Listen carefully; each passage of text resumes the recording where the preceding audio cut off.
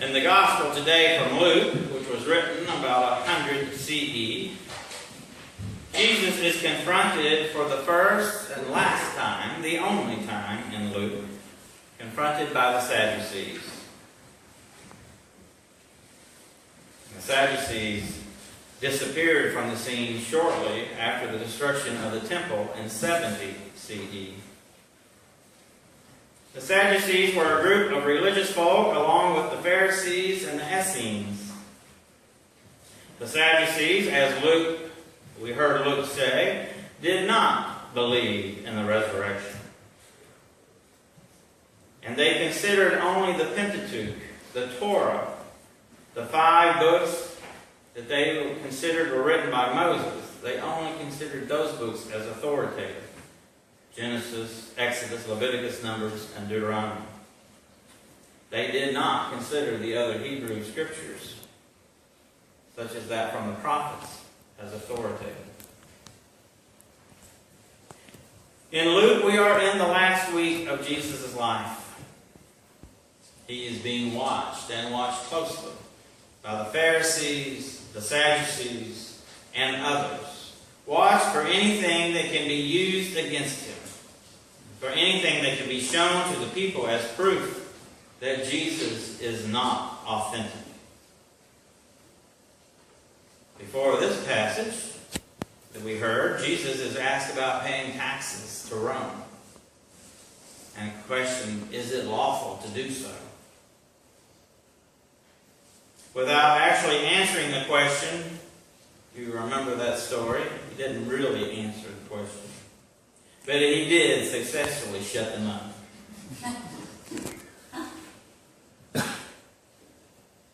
Now he is asked by a group that doesn't believe in the resurrection concerning a question about the resurrection. The hope of the Sadducees being that Jesus would be trapped by his own words, and that the Sadducees would show Jesus for a fake, and to reveal to those around just how stupid it is to believe in the resurrection. Sort of like killing 2 birds with 1 stone was their hope. So those recognizing only the authority of Moses began, "Teacher, Moses wrote." Then asked the question about the 7 brothers marrying the widow of the first, second, and third, and so on. So let's just stop here for a moment. How is this gospel passage played into our lives today? The marriage arrangements, then, are not the same marriage arrangements that we usually find in the prevalent North American, European context. The marriages then, first century Palestine and the ages surrounding that, were Levirate marriages, brother-in-law marriages, for childless widows. These marriages were highly patriarchal, used to promote the family name, and in some ways to protect the widow so that she wouldn't have to beg on the streets. Most of the marriages in our context are for love. Not necessarily for strengthening of family names. And I know I am in the heart of Dixie here, and there have been plenty of marriages made for strengthening family names, but most of them are for love.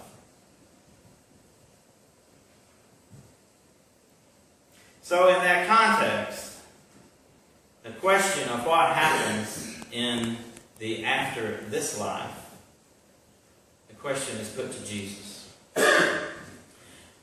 Now their question is similar to a modern question about the resurrection. More from those of us, some of leaning toward the scientific reasoning as to why the resurrection can't happen.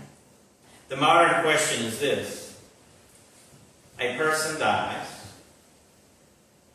the body is buried, the body decomposes, The chemicals are released during the decomposition of the body and are then incorporated into the grass growing above the body. The cows graze on the grass. The cows are milked. The milk contains the chemicals from the buried body.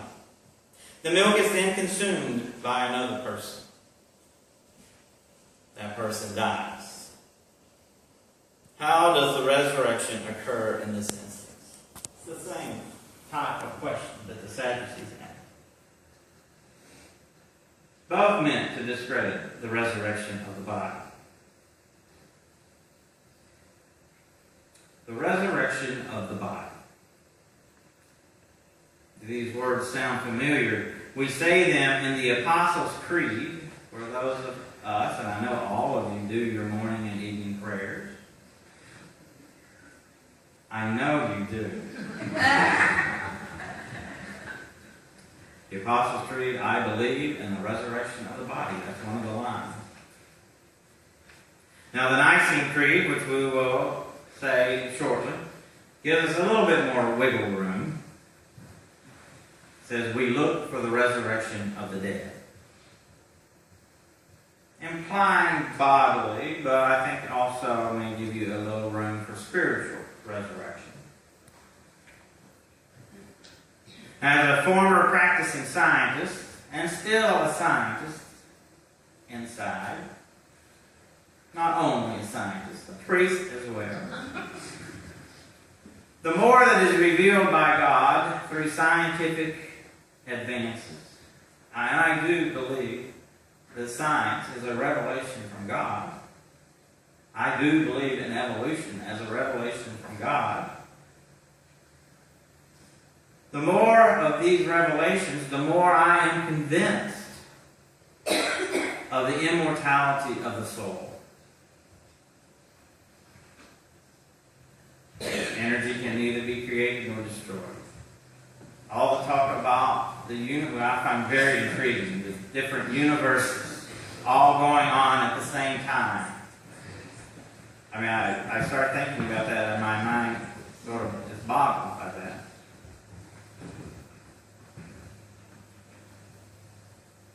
But I must admit that the semantics of resurrection of the body, of my body, I find a little uneasy with. And I suspect some of you may as well. I mean, am I resurrected in my body? Can I have Brad Pitt's body instead? Can Brad Pitt have my body?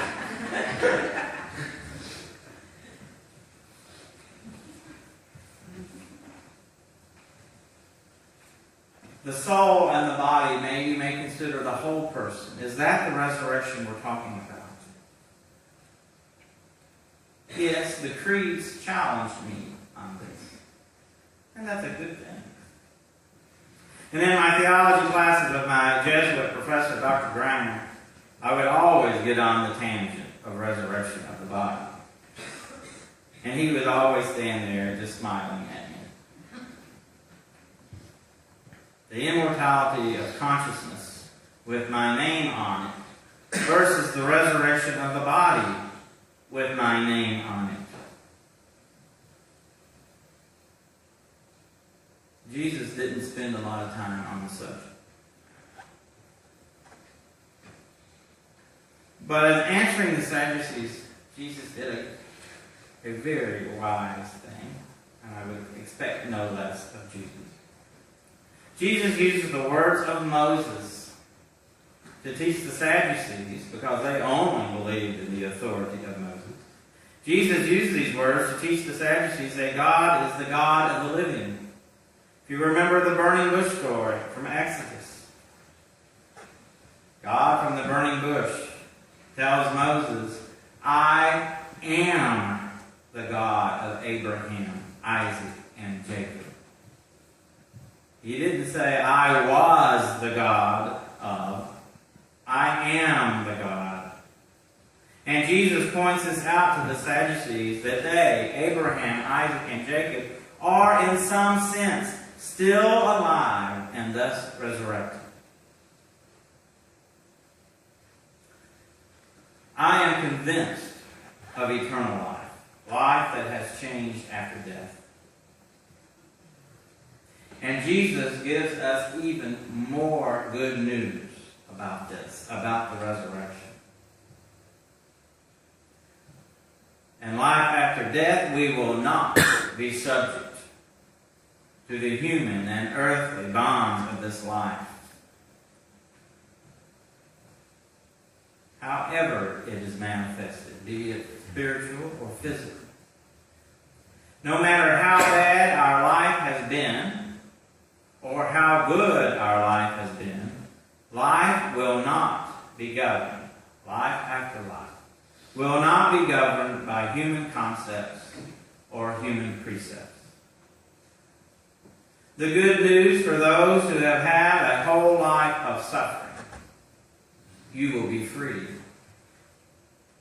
The good news for those who have experienced a life that you're not quite ready to give it up yet: well, you ain't seen nothing yet. God, our God, is the God of the living, not the dead.